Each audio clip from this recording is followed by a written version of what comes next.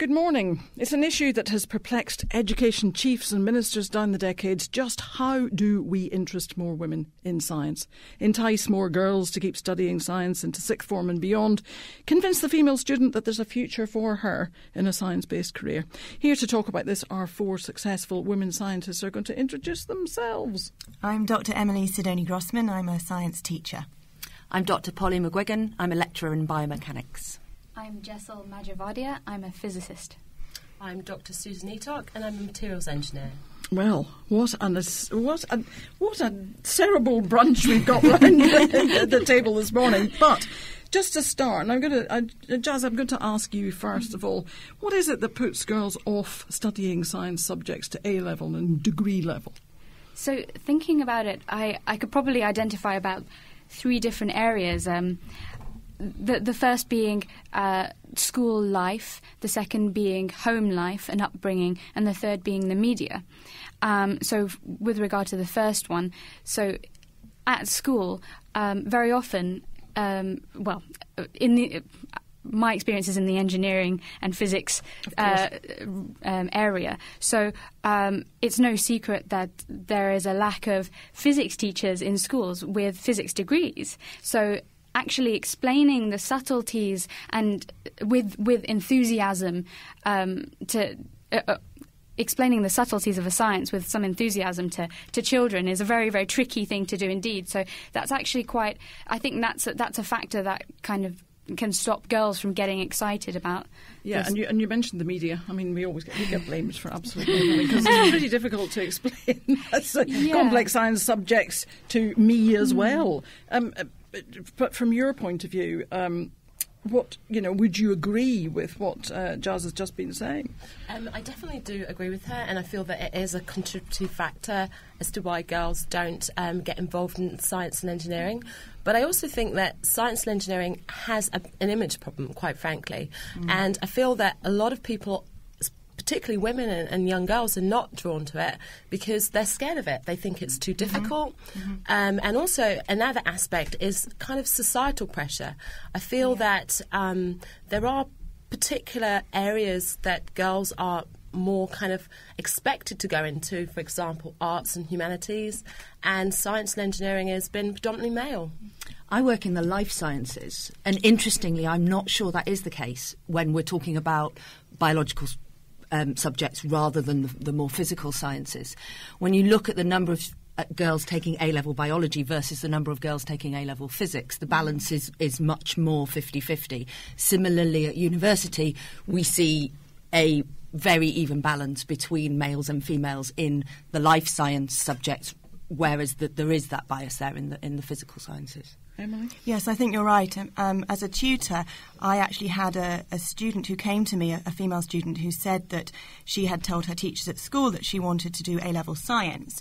And they had said, oh, go and do biology then, because physics and maths are for boys. And with that prejudice, I think coupled with the fact that women have been shown to systematically underestimate their own abilities and to attribute their success to other external factors. And within a male environment, if they haven't got the support of female role models, female teachers to encourage them, it can be really difficult for girls to take on those seeming tougher subjects and feel confident. Actually, so women actually have a tendency to be their own worst critics, and they suffer imposter syndrome. Yes, so this is something that I've experienced as a PhD student. You're just convinced that you don't know what you're doing, and that you've managed to somehow persuade everybody that you do. So it's a kind of, okay, fingers crossed they won't figure it out. Syndrome, that's a brilliant way of putting it. I think a key thing that Polly said was about role models, and I think that that's actually a very key factor. I don't think that there are enough role models in science and engineering for girls to kind of look at them and identify with them and think to themselves, yeah, I could do that. And so I think that that's actually a major, major factor. And I think it's something that we could work on, and perhaps it would be effective in improving the number of girls that decide to take on. So what do we really need to do to convince girls that there is a career for them in science that can fit in with the kind of lifestyle that they want? Susan, let me talk to you first of all, because you're an engineering and intellectual property consultant with expertise in, wait for it, a whole list of materials science and engineering, mechanical and structural engineering, applied physics and materials chemistry. Who would need your consultancy services?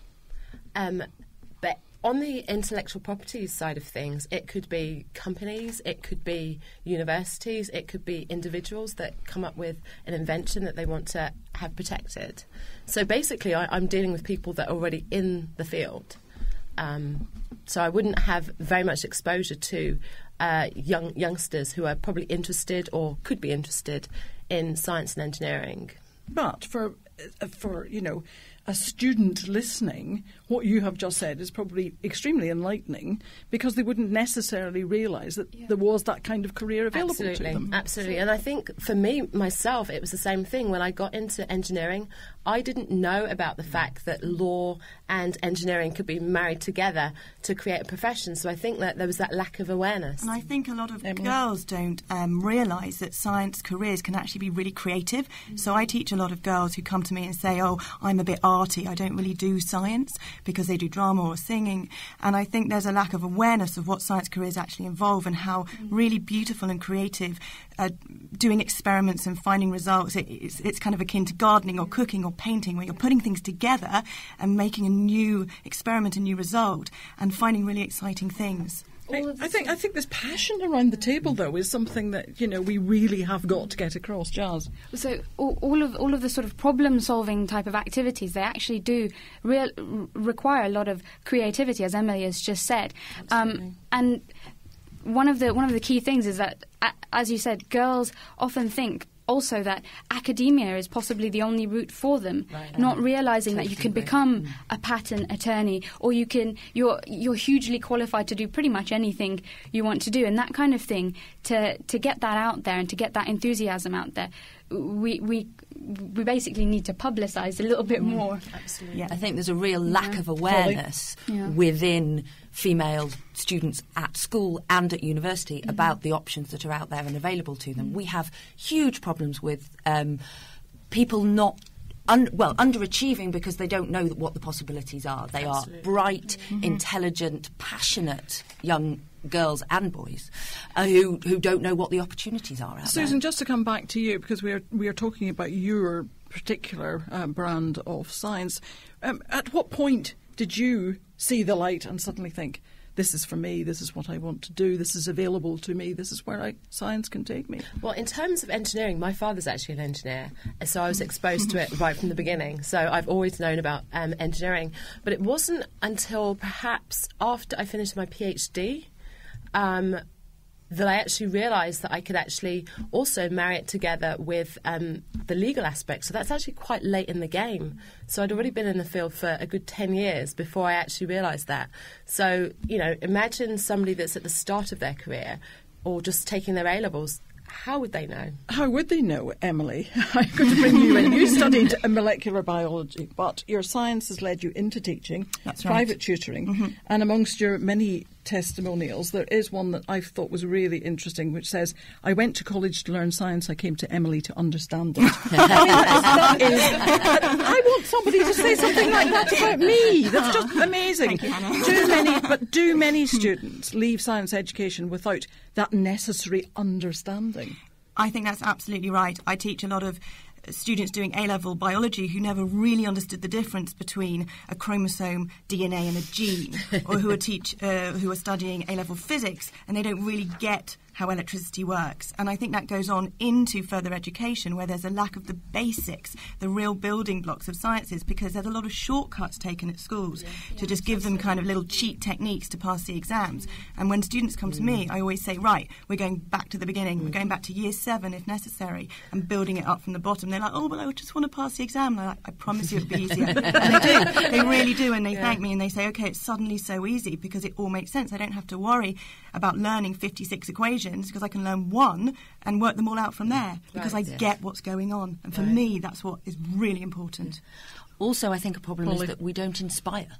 students about the big questions. We teach them the nuts and bolts of science, be that biology, physics, chemistry, Right. but we don't teach them how that relates to the big, exciting questions that are out there. Absolutely. I think maybe we should pose those questions first, set them a problem.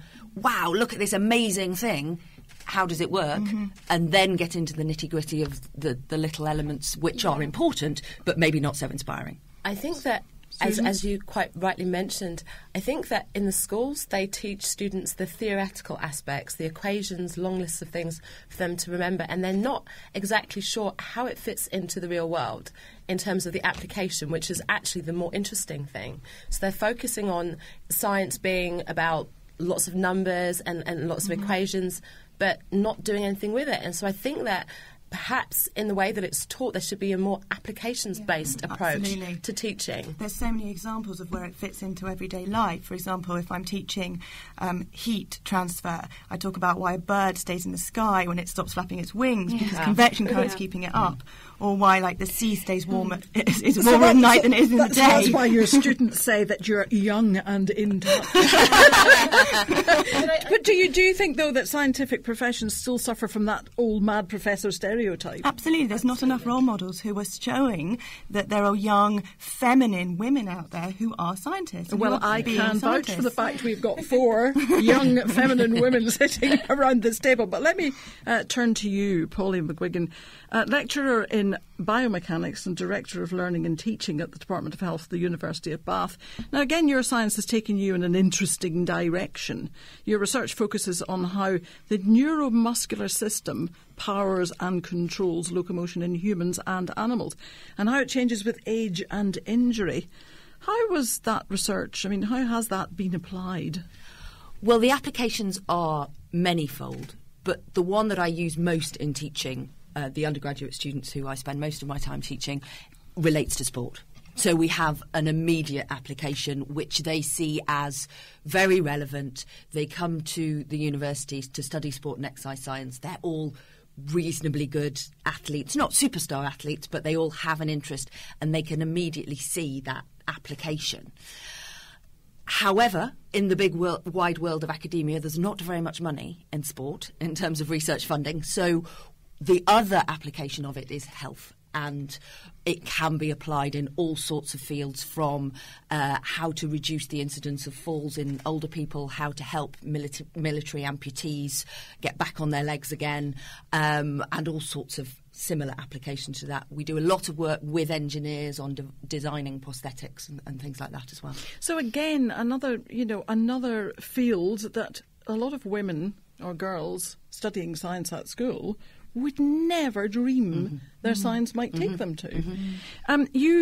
You've looked at how animal movement patterns can be used in design of robots even. Yeah. I mean, robotics, fantastic.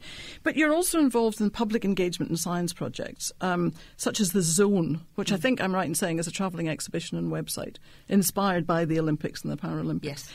Yeah. Is that the way that we need to go to get these messages across? I think it was an amazing initiative funded by the Wellcome Trust, all in line with their remit for public engagement in science. And it was such fun. It was a big sort of 5-station exhibition that went round the country and had hundreds of thousands of people go through it. Obviously, everybody was massively enthused by all things sport over the Olympics. And what the exhibition did was try and underpin that with the science of how you study it, how athletes produce power, and trying to, again, get that inspiration factor. But it also very cleverly latched on to something that really had already just grabbed the nation's imagination. Yeah, it was very well timed, and I think that business of connecting with young people in something that they are engaged with is really important. I'm going to bring in you, Jazz, because you've just finished a PhD in physics, as far as I've looked at your... I'm on my way to writing it You're out. on your way to writing it yeah. out. So you really shouldn't be 9 here. months ahead of me. You shouldn't be here. You should be working. But that's what my supervisor tells me.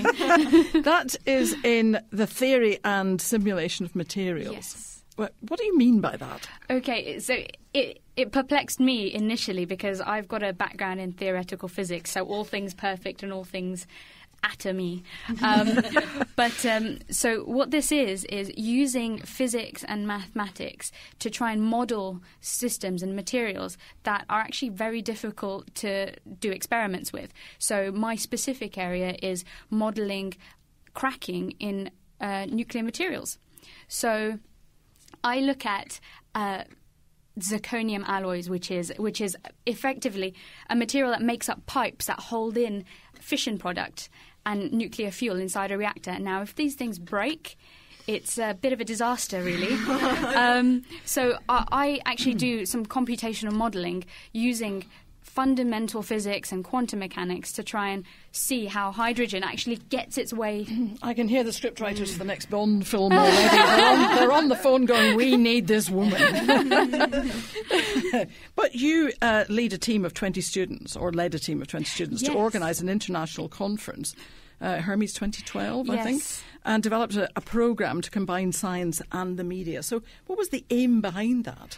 The goal of this was to, well, first of all, to have a go at doing some science communication ourselves, but we didn't really want to just do science communication. We wanted to kind of communicate what we had already learned. As part of my program, we've kind of had a bit of training already, and through some of the organisation, we'd made a few videos, and we figured, okay, I think we can get other people to do this. So we rather than looking at communicating science out towards the general public, we decided let's try and target science students and early career researchers and give them the skills that they need to communicate their science, be it for proposals, for funding, or just to kind of get their science out there. Yeah, which more or less plays into what you were saying, Polly, about this, latching on to something and really getting it out there when it's when the public's already engaged. Absolutely. And it's so important now in everything that we do, there has to be impact to the science. And if you're not good at communicating that, then you're never going to prove to the world that you have ticked that box. Okay, so we've talked about communicating it, we've talked about engagement with sciences, we've talked about whether or not there is enough emphasis on role models and getting people to understand what is open to them in their careers. Isn't one answer to improve the careers advisory work done in schools? Absolutely. I think that that's definitely a good suggestion. And so that very early on in their careers, students know what is available and the different routes and the different options. And I think it shouldn't be just as at a case when someone's doing their GCSEs. I think it should be well before that, so people can have time and many years to think about and just know what's there, because the only way to make an informed decision is to actually know what is out there. But just coming back to that point that you made, that you didn't realise that you could marry it up with law. Yeah. And end up in intellectual property. You need that kind of guidance throughout your career, do you not?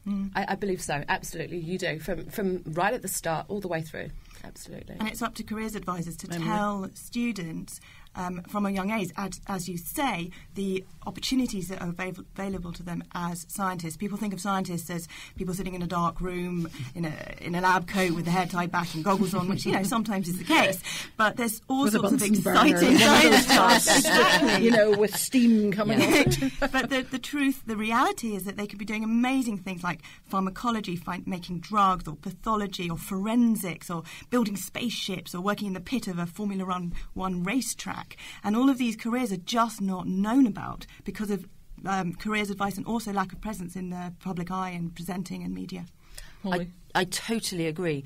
And I think that work needs to be done ideally in primary schools. Yeah. Right. By the time children get to secondary school, in many ways they've already slotted themselves into that box of, oh, I like science or I don't like science. Whereas if you get them aged sort of 6 to 10, that's when their minds are just exploring all sorts of questions. The only thing that they ask is why. And that's the time that we can really instill that sort of inspirational spirit. Before they've decided they're not good enough to do it. Exactly, yeah. I think also it's actually both at school and at home as well, because parents tend to unintentionally kind of project this sort of norm and giving girls dolls and things like that. So sort of tag teaming school, the home, and also the public perception. I think that is the best way to affect some sort of change. And also, with regard to teaching, kind of following on from what you said, Emily, one really interesting thing is that young kids love a good challenge. Oh, and yes. they love being taken through a really tough problem. And that sort of amazing glow you see in their eyes when they've finally understood something that seemed really tricky. Wonderful. That is on the road to really inspiring students. Okay, well, we could talk about this a lot longer, but thank you. If we could just bottle the passion around the table, we'd have beaten it. Thank you. Thank you. Thank you. Thank you very much.